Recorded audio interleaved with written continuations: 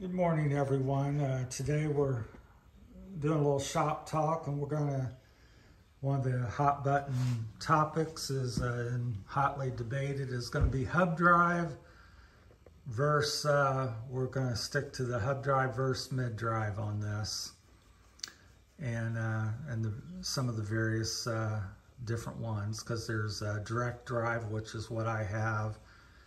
And there's, in hub drives, there's also a geared hub.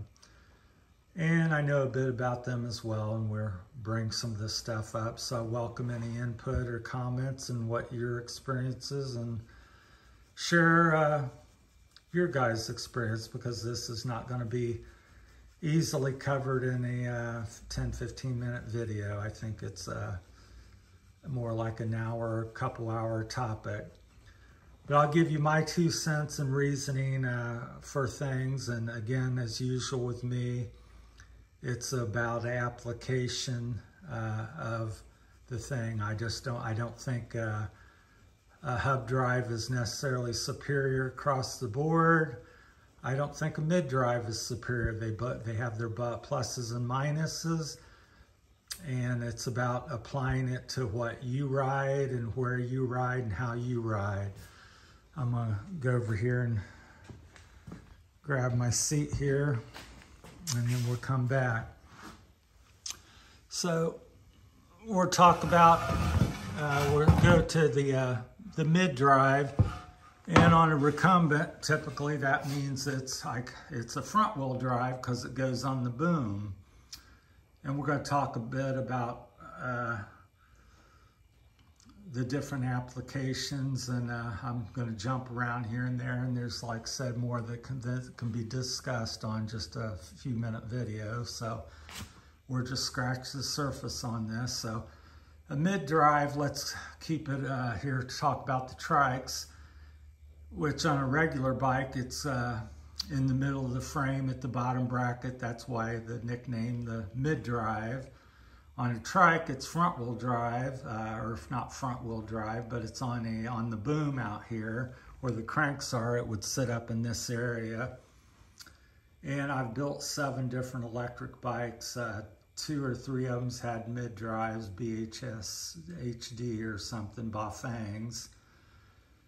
And they work very well.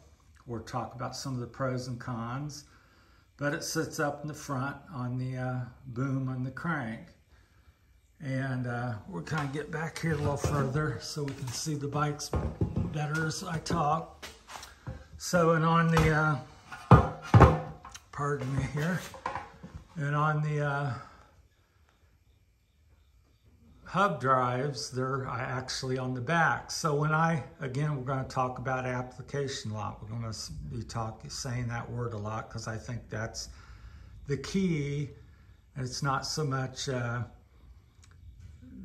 just getting a hub drive and putting it on everything. It's applying what you think and desire in the best manner and possible thing on the bike that you have.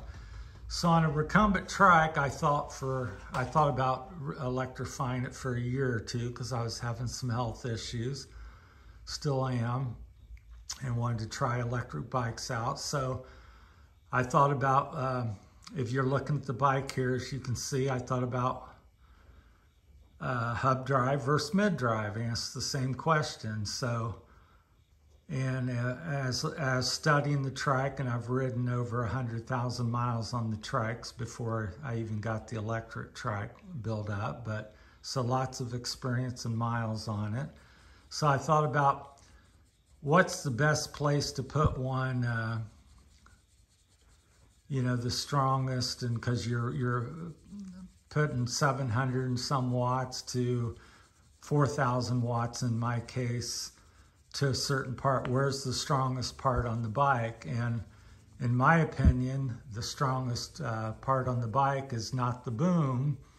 For me, being 6'4", I flex that boom a lot. So having an additional 750 or 2,000 watt mid drive up there would, I'm already sometimes can spin the boom around if it's a little too loose, or flexing it, so I thought that would be the worst area, so I desired to try a hub drive. Also, between the two, in my opinion, the hub drive has a lot less parts to it. I ride about 10,000 miles a year, and I just felt that would be more durable and down a lot less, because anything that has, like we'll go back to the mid-drive, anything that has belts, pulleys, little,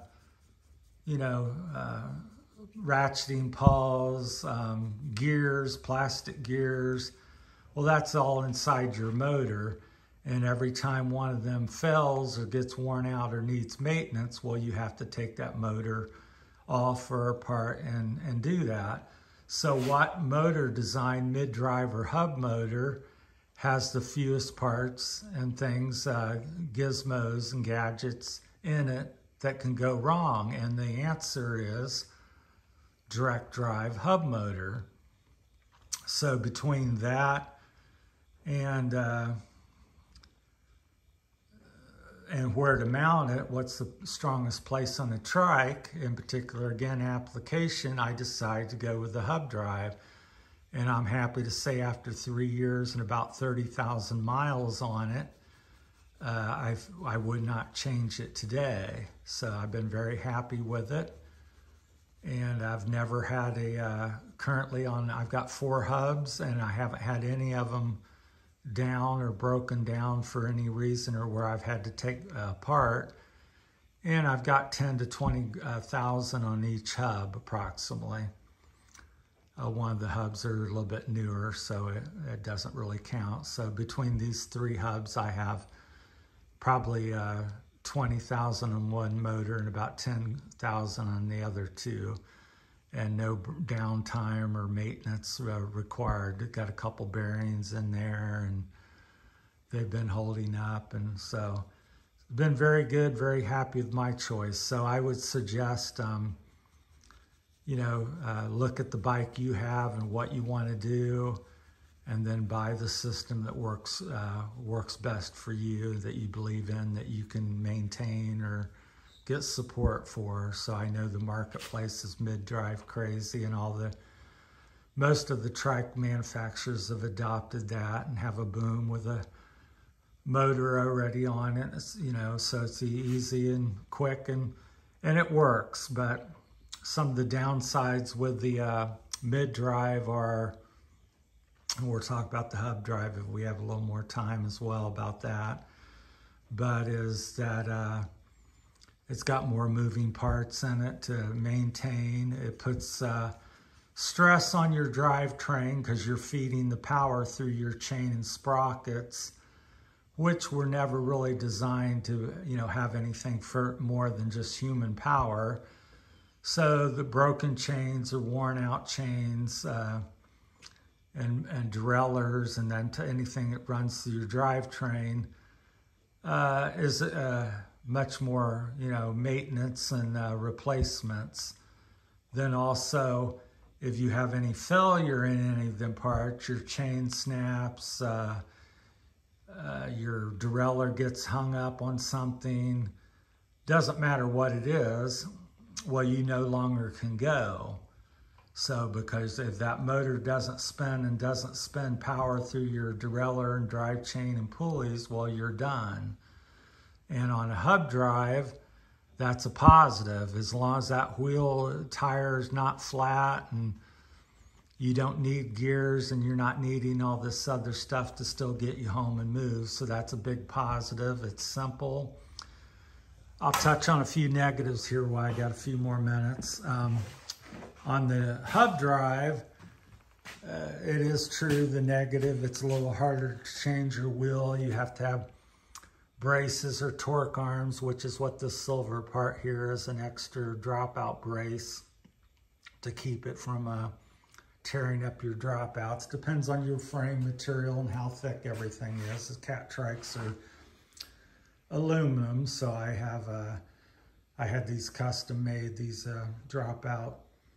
they help support the axle, and plus I'm pushing 4,000, about like 4,100, 4,150 watts out of it. So I had them made, so help strengthen the rear end. And when you get a flat, it's not as readily easily to change the a flat, because you have to, there's more to do. You have to unloosen the nuts, you have to unplug the motor, and then do all the rest. So it's more labor intensive and time consuming. Now, my fix for that is I run a BMX tire, which they're known for being very thick. So versus a racing tire that somebody might have on a pedal one, this one's 2, 3, 4 times more durable. It's made for, you know, BMX running over glass and jumping. It's not that it's made for street use. So it's you know how BMX riders ride. It's made for a lot of abuse. So, and I'm here happy to say, knock on wood here, in 20,000 plus miles, I've not flatted one yet. Now, I have had a couple small holes in it, but I also have these set up. All my bikes are set up tubeless, and I have sealant. So with the tubeless sealant, which I run Stan's latex, and the Maxxis hookworm tires, I've not, you know, I have had a little hole in seepage but the sealant's sealed it up, and I've never had to replace it ever. I have worn out tires, just made them bald. I usually get about 10,000 a year's worth out of these tires. So that lasts quite a bit of while. And with me, that's about 8,000 or 10,000 miles. So anyhow, there's a lot of stuff I'm sure I've missed. And like I said, this is probably a 2, 3, 4 hour conversation about hub drive versus mid drive. And there's many variables and questions and different people's answers, but I find on a recumbent trike, I'm very happy with the hub drive. And I've got the direct drive. Again, it's simple versus the geared hubs. Again, you've got gears and plastic gears and bearings. And I just think that, you know, ends up being, at some point, it's got to end up being more maintenance and downtime. So I'd rather ride on my bike than be in the shop waiting to be fixed or working on it. So that's kind of my take. So pick something that works well for you and what you want to do is my recommendation application. But for me, on a recumbent trike, I'm quite happy with the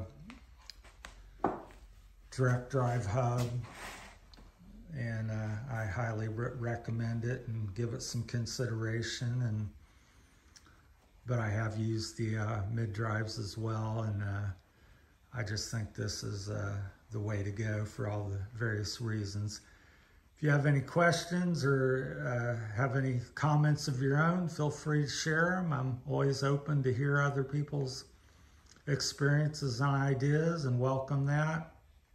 Again, this is not just my channel, it's our channel, and without the viewers and comments and subscribers, I wouldn't be here, because that's the reason I'm here, is to share.